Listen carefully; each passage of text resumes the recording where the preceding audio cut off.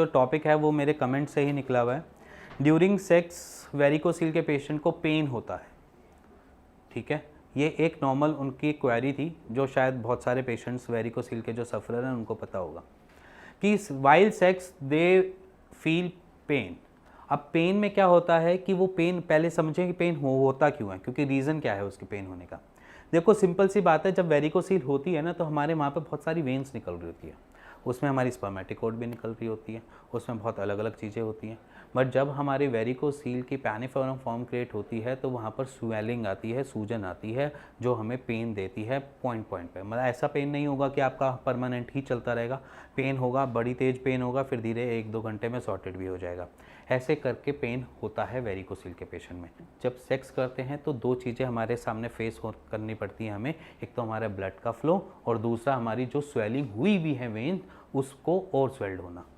क्योंकि जब हम सेक्स करते हैं, जब हम इंटरकोर्स करते हैं तो हमारा ब्लड का फ्लो पैल्विक पोर्शन में बहुत ज़्यादा तेज बढ़ता है, और जब वो बढ़ता है तो वो आपकी जो बेसिकली अगर मैं फंडामेंटल बताऊं तो वेरिकोसील का तो वो है क्या, ब्लड का फ्लो जो डायरेक्ट जाना चाहिए था वो डायरेक्ट ना जाकर वहाँ पर ऑब्स्ट्रक्शन की वजह से, ऑब्स्ट्रक्शन नहीं होती वैसे बेसिकली, ऑब्स्ट्रक्शन की वजह से वो डाइसेक्ट करना लग जाता है वॉल्स को, और जब वॉल्स डाइसेक्ट करते हैं तो वहाँ पर क्या आता है, स्वेलिंग, सूजन, इन्फ्लेमेशन।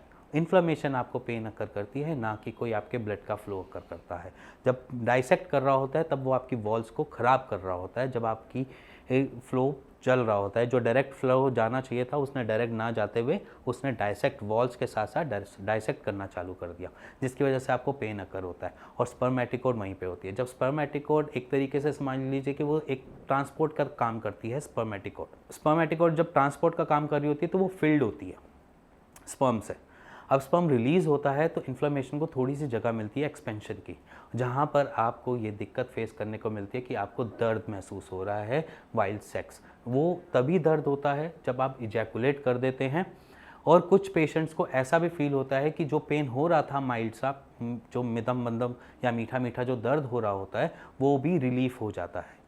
जब मास्टरबेशन किया या इंटरकोर्स किया उसके बाद उनको रिलीफ मिलता है, कुछ पेशेंट्स का वो दर्द बढ़ जाता है। तो बेसिक रीज़न क्या है कि आपकी स्पर्मेटिकोड भी वहीं से ही जा रही होती है, और इन्फ्लेमेशन की वजह से आपको पेन अकर करता है, और वो सूजन अगर कम हो जाती है या वो सूजन थोड़ी सी नॉर्मल हो जाती है या इन्फ्लेमेशन थोड़ी कम हो जाती है तो ये आपको वाइल्ड सेक्स आपको पेन भी नहीं करेगी। तो सिंपली सी बात है, अगर आप पेन इंटरकोर्स के बाद अगर आपको फील हो रहा है तो आपको ट्रीटमेंट की रिक्वायरमेंट है। सो गाइज़, ये तो समझ में आ गया कि हमने जो पेन है वो किस वजह से हो रहा है। अब सिंपल सी बात है, हमें पेन जो हो रहा है इन्फ्लेमेशन की वजह से हो रहा है।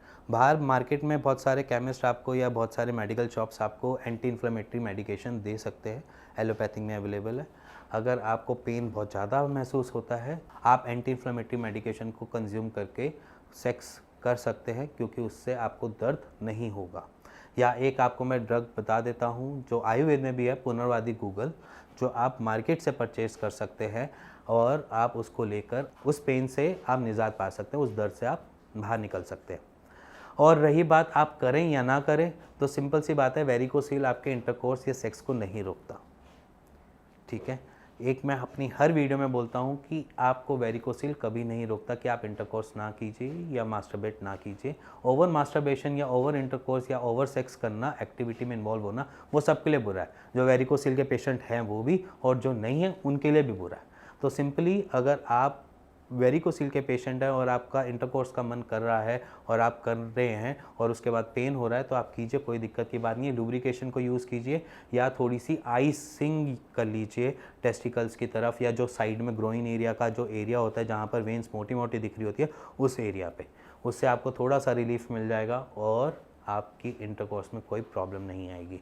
और दूसरी, मैंने एक एक्सरसाइज की वीडियो बना रखी है पूरी, आप उसको डेली डे टू डे की रूटीन में आप परफॉर्म करना स्टार्ट कर दीजिए, उससे भी आपका काफ़ी हद तक पेन सॉर्टेड हो जाएगा।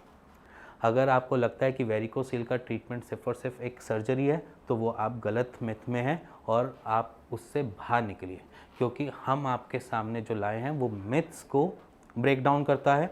आपके सामने फैक्ट्स जो है वो ये हैं कि बिफोर क्या था और आफ्टर क्या है। आप दोनों रिपोर्ट्स अपने सामने देखिए और पहचानिए कि वेरिकोसील का ट्रीटमेंट एक्चुअली आयुर्वेद में है या नहीं। इसी के साथ अगर आपको कुछ भी जानना हो वेरिकोसील के बारे में, या अगर आप वेरिकोसील के साथ ओलिगोस्पर्मिया में सफ़र कर रहे हैं उसके बारे में, तो आप नीचे दिए हुए नंबर पे अपनी सारी रिपोर्ट शेयर कर सकते हैं, मेरी टीम से बात कर सकते हैं और उसका एक राइट सॉल्यूशन दे सकते हैं। तब तक के लिए नमस्कार, मिलेंगे नेक्स्ट वीडियो पे अगली किसी नए टॉपिक पे।